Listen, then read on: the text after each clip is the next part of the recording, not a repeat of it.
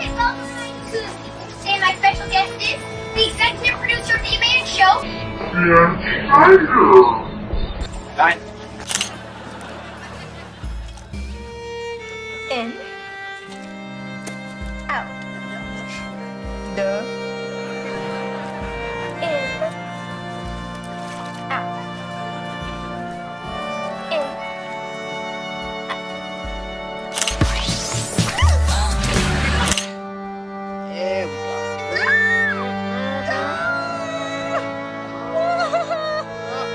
There we go. Spread your toes, girl. Little big toe in your mouth? Check this out.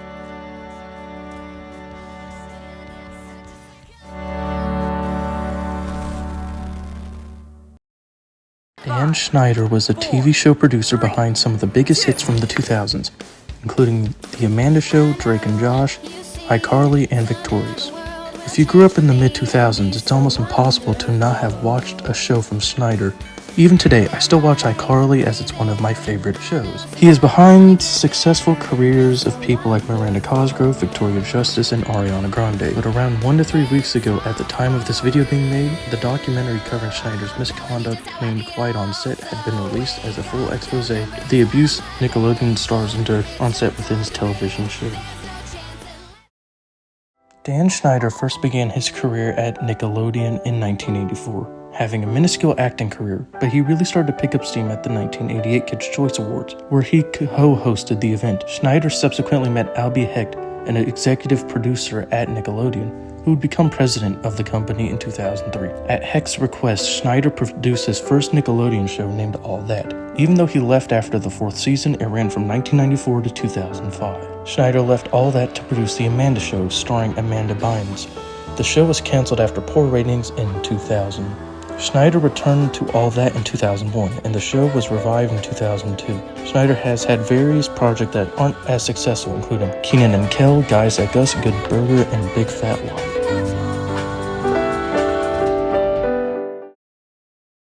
In 2004, Schneider produced the hit TV show Drake and Josh, starring Drake Bell and Josh Peck and Miranda Cosgrove, who would go on to star in her own hit show iCarly 3 years later.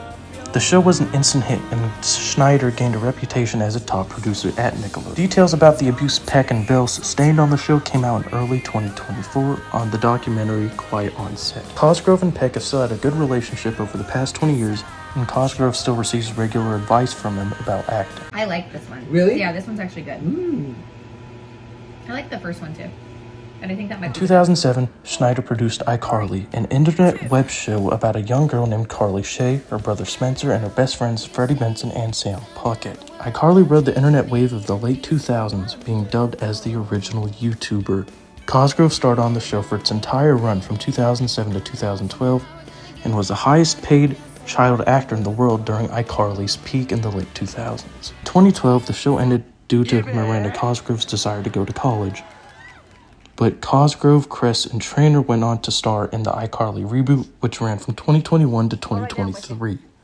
Nathan Kress, Jennette McCurdy, and Jerry Trainer, they all continued with their acting careers, with McCurdy going on to star with Ariana Grande on the show Sam and Cat in 2014. During the airing of both iCarly and Drake and Josh, Schneider would launch the show Zoe 101, starring Jamie Lynn Spears and Victoria Justice. The show ran from 2005 to 2008, and Justice went on to star in Victorious alongside Ariana Grande, Liz Gillies, and others. Victorious ran until 2013, 1 year after iCarly. After 2015, Schneider did make some more projects such as The Thundermans and Sam and Cat, but they weren't nearly as popular as peak in 2007. Schneider and his company, Schneider's Bakery, which was formed in 1996, and Nickelodeon announced they were parting ways after 20 years in business together. After Schneider left Nickelodeon, allegations of verbal and sexual abuse came out against him. There were even allegations that he had a major foot fetish, and looking back at his previous shows, I cannot say they are exactly wrong. When I first watched iCarly a few years ago, I wasn't paying attention to it, but then I rewatched it over and over again, and I noticed maybe there were too many foot references in the shows. Even at Nickelodeon Studios, in 2022, Jennette McCurdy released her novel named I'm Glad My Mom Died. In this book, McCurdy labeled the abuse and usefulness of the iCarly set by the creator. That sounds like hush money to me. Not doing it, not taking it. And then I do remember leaning against, I think I talk about this in the book, but I lean against my bed and I'm like, well, shoot, that could have put my nieces through college. Like, that was some good money. But I am ultimately proud of my decision there, wherever it came from. Even if it was informed by self-righteousness, I think that I did something that was really hard to do. Oh my God, it makes me emotional. I'm proud of myself. Why? Why proud of yourself? I think I've chosen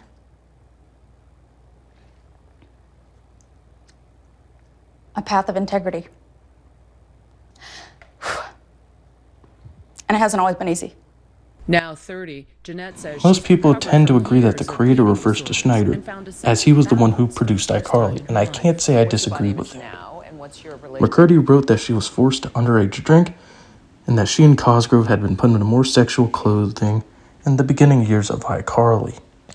Jennette writes that she had been offered a show to star in by Schneider, but got offered a show where she co-starred with Ariana Grande. McCurdy wrote that she had a long history of illnesses in the years after iCarly and left Nickelodeon after Sam and Cat ended due to Grande's busy schedule related to her music career.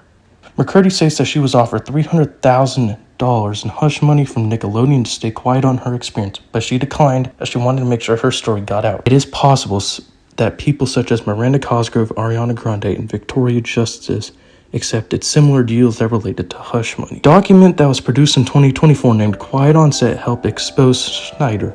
The conclusion was that he didn't do any sexual abuse, a theory I disagree with, but committed verbal abuse towards countless actors, male or female.